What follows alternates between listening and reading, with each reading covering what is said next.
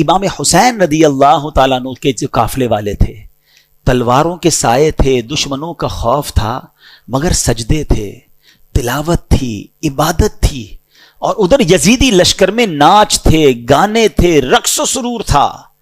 آج ہم سب غور کریں کہ ہماری زندگی حسینی طریقے پر گزر رہی ہے یا یزیدی طریقے پہ گزر رہی۔ میں تو پنجتن کا غلام ہوں، بہت شوق سے پڑھتے ہیں، ہم سب کے گھروں میں کھچڑا بنے گا، سب کے گھروں میں نیاز کی آمد و رفت شروع ہو جائے گی، ہم کسی کو بھیجیں گے، کوئی ہمیں بھیجے گا، ایک عجب سما ہوگا۔ اچھی بات ہے، ایصال ثواب کے لیے کھانا اچھی بات ہے، مگر کیا یہ واقعہ کربلا صرف نیاز کھانے کے لیے آیا ہے یا صرف نعرے لگانے کے لیے آیا ہے؟ کچھ سیکھنا نہیں ہے، کچھ عمل نہیں کرنا کہ میں سارا سال یزیدی طریقے پر گزاروں؟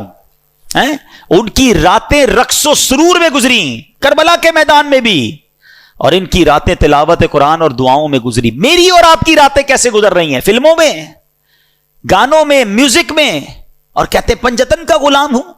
کتنے ایسے ہیں جو عشاء بھی جماعت سے پڑھتے ہیں، فجر بھی نماز پڑھتے ہیں، رات تلاوت کر کے سوتے ہیں، باوضو سوتے ہیں، راتیں فلم دیکھے بغیر نیند نہیں آتی، موبائل ہاتھ میں ہوتا ہے، پتہ نہیں کیا کچھ چل رہا ہوتا ہے، اور کہتے ہیں میں پنجتن کا غلام ہوں۔ یاد کرو وہ کربلا کا میدان کہ یزیدیوں کی راتیں کیسی گزری اور حسینیوں کی راتیں کیسی گزری ہیں۔ امام حسین کے چاہنے والے کی رات تو سبحان اللہ، میں سو جاؤں یا مصطفیٰ کہتے کہتے، کھلے آنکھ صلی اللہ کہتے کہتے۔ غور کیجئے، ہم سب نے قیامت کے دن ملاقات کرنی ہے امام حسین سے، کرنی ہے نا انشاءاللہ۔